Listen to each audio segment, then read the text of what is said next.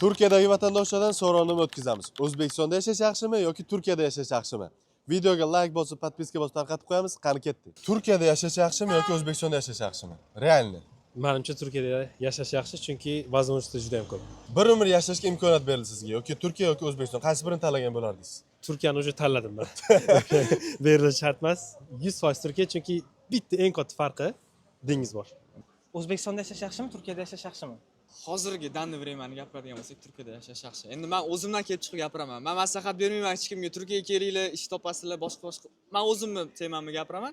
Bu yerda o'qishim, ishim, hamma narsam shu yerda bo'lgani uchun men uchun Turkiyada yashash yaxshi. Lekin ona yurti boshqacha. Turkiyada yashash yaxshimi, O'zbekistonda yashash yaxshimi? Kimga qanaqa? Men uchun Turkiyada yaxshi. Turkiyada yaxshi. Sizga butun umr imkoniyat berilsa, Turkiyada qolasanmi, O'zbekistonda qolasanmi desa? Qayerda qolardingiz?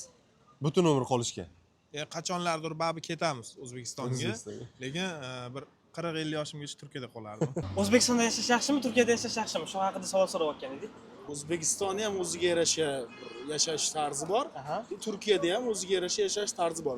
7 yildan beri yashayotgan bo'lsam, O'zbekistonga borsam o'zimni xuddi begonaga o'xshatib yuraman. Lekin bu yerda o'zim uyimdek, katta xolam uyida yurgandek bo'ladi. Aytadi-yu, qayerni qilma orzu, har yerda bordir toshi tarozi deydi.